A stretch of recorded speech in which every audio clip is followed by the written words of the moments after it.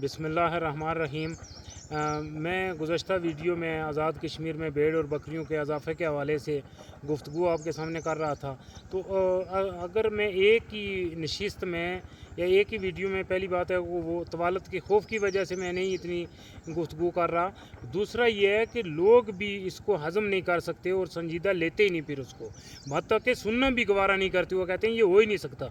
असल में लोग मायूसियों में और नाकामियों में ऐसे घेर लिए गए हैं, इस तरह के यानी वो अंधी और गहरी खाइयों में फंस गए हैं कि उन्हें कोई उम्मीद दिलाने की कोशिश करे तो लोग अल्फन कह देते हैं कि ये बात नहीं हो सकती।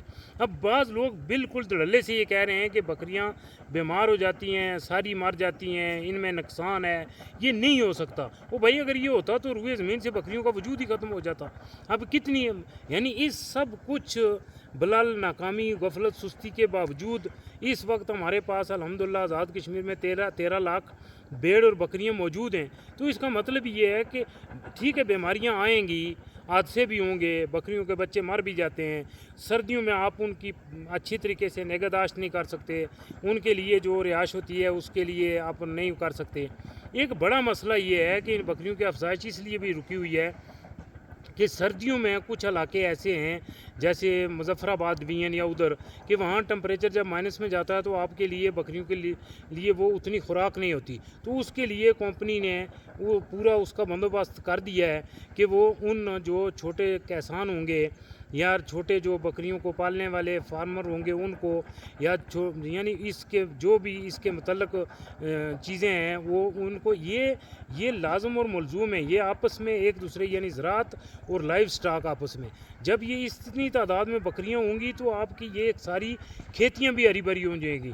फिर आपको गंदम के आटे के लिए पाकिस्तान की तरफ नहीं देखना पड़ेगा और फिर आपको यहाँ लड़ाइयाँ झगड़े करके आटे की गुत्थी के लिए, जब आपके पास करोड़ से ऊपर बकरियां आज़ाद कश्मीर में हो गई तो आप इस काबिल हो जाएंगे कि आप यहाँ से गंदम पाकिस्तान भेजेंगे, आप इस काबिल हो जाएंगे कि आप यहाँ से सब्जियाँ पाकिस्तान भेजेंगे, आप इस काबिल हो जाएंगे कि आप नाला लेई से और गुजरांवाला से गटर के पानी से तैयार टमाटर और धनिया नहीं लाएंगे, बल्कि इधर से जो ट्रक हैं वो इधर से भर के उधर जाएंगे।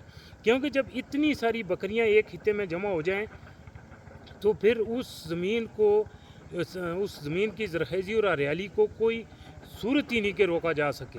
तो ये एक चीज़, ये सिर्फ़ एक स्लाटर हाउस का क़याम मकसद नहीं है। कंपनी के पेश नज़र ये नहीं है कि यहाँ से जानवर ज़बह करके इंग्लैंड में महंगे दामों उनका गोश्त ही सिर्फ बेचे जाएगा। यहाँ खुशहाली का एक नया दौर शुरू होने वाला है और रोज़गार के इतने मौके पैदा होने लगे हैं। बदकिस्मती से हमें ये बात ना समझाई जाती हैं और ना ही हुकूमतों के पेश नज़र और उनके टेबल पे ये चीज़ें हैं।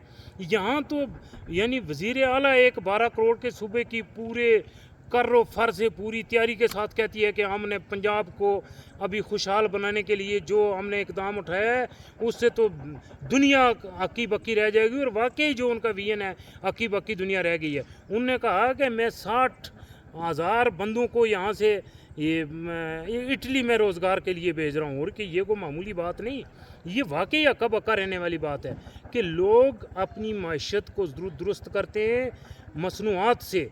हम अपनी मैशत को ज़रूर कर रहे हैं अपने बेटे और बेटियों को बैरून मुल्क भेज के। ये क्या अक्लमंदी है, ये क्या मनसूबा बंदी है, ये क्या ज़रख़ेज़ दिमाग हैं, ये क्या इदारों में बैठे हुए लोग हैं, ये क्या ब्यूरोक्रेसी है, ये क्या हुकूमतों के एजेंडे में चीज़ शामिल है।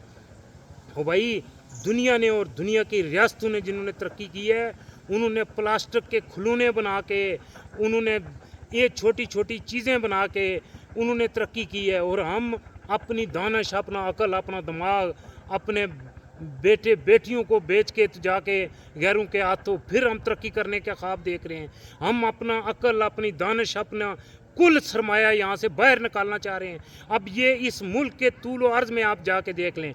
अब छोड़ें, आज़ाद कश्मीर में आप जाएं, पूरी आज़ाद कश्मीर के हर ज़िले में चले जाएं, अगर आपकी गाड़ी ख़राब हो गई है आपको अच्छा मिस्त्री नहीं मिलेगा, बल्कि कहीं गाड़ी ख़राब हो गई है फ़ोन करके किसी बंदे वहाँ के मकामी को पूछना पड़ता है कि भाई यहाँ अच्छा मिस्त्री कैसे कहाँ मिलेगा जी, मेरी इस मॉडल की और इस कंपनी की गाड़ी और इस गाड़ी वाला। और भाई छोड़ दें गाड़ियों वालों को भी, यहाँ पूरे आज़ाद कश्मीर में आप चले जाएं, आपको एक صحیح بندہ بال کاٹ کے کلر کرنے والا نہیں ملتا. بعض بھائی ایسے ہیں کہ بال کاٹ کے وہ کلر اس طرح کر رہے ہوتے ہیں جیسے گاڑی کو ڈینٹ پینٹ کر رہے ہوتے ہیں, بندے کے سر کو بھی اس طرح کر رہے ہوتے ہیں. یار اس ملک سے اچھے بال کاٹنے والے سارے بیرون ملک چلے گئے, گاڑیوں کے مستری سارے بیرون ملک چلے گئے, اس ملک کے جتنے کامیاب ڈاکٹر تھے وہ طبیب سارے اپنی ساری صلاحیت کے ساتھ بیرون ملک چلے گئے.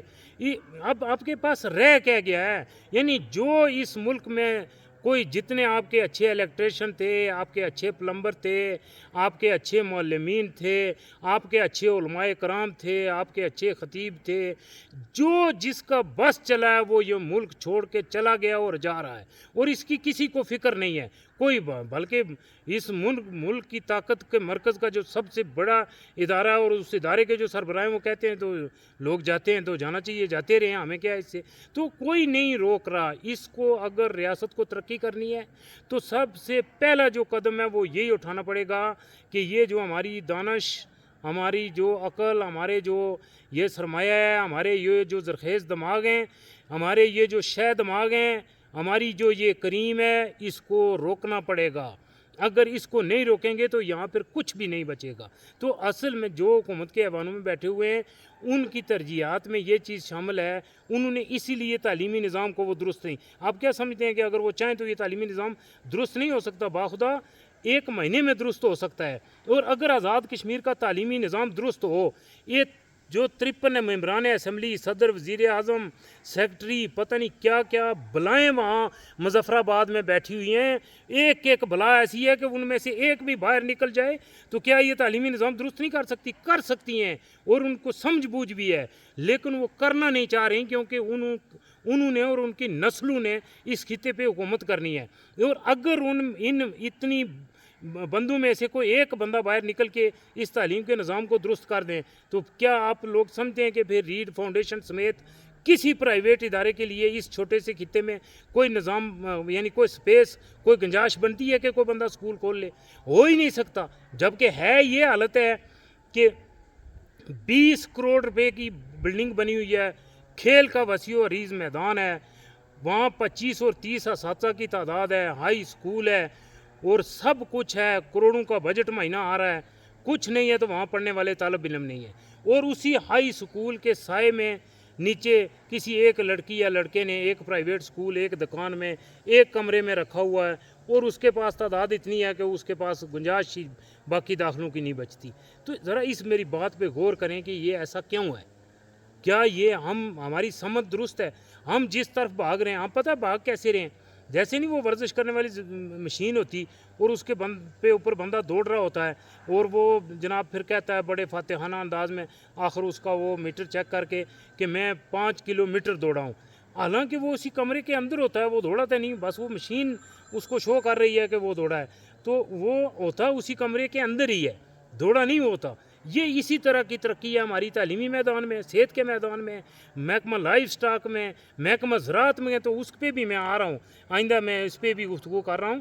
تو محکمہ زراعت کو ان کا تو بالکل ہی بیڑا غرق. یعنی جس ملک کے پاس محکمہ زراعت ہو اور روئے زمین کا بہترین پانی کے ذخائر موجود ہوں, جتنے پانی کے ذخائر صاف شفاف ٹھنڈے میٹھے آزاد کشمیر کے پاس ہیں, پوری روئے زمین کے 200 ممالک میں کسی کے پاس اتنے ٹھنڈے میٹھے پانی کے صاف اور پانی کے ذخائر اور موجود ہے ہی نہیں ہے. پورے دعوے سے یہ بات کر رہا ہوں, اعداد و شمار کے ساتھ کر رہا ہوں, تیاری کے ساتھ کر رہا ہوں. اور جس کے پاس اتنی زمین خالی ہو, اتنے پانی ہو, لیکن ان کے پاس گندم کے آٹے کے لیے ایسا ہو کہ ان کی تاریخ ایسے رقم کی جائے کہ گندم کے آٹے کے لیے ان کے 10 جوانوں کو گولیاں مار کے جو ادارے ہیں ان کو یعنی شہید کر دیں, اور پھر جا کے ان کو ایک تھیلی آٹے کی دستیاب ہو. تو اس لیے یہ پورا نظام, اس کی سمت درست نہیں. یہ صرف یہ سب کچھ مصنوعی ہے, آرٹیفیشل ہے. جس طرح وہ ورزش کرنے والی مشین پہ بندہ دوڑ رہا اور کہتا ہے میں نے 5 کلومیٹر دوڑ لیا, اور وہ اپنے کمرے کے اندر ہی ہوتا ہے, اسی طرح یہ حکومت کی بھی ساری کارکردگی ہے. وما توفیقی الا باللہ.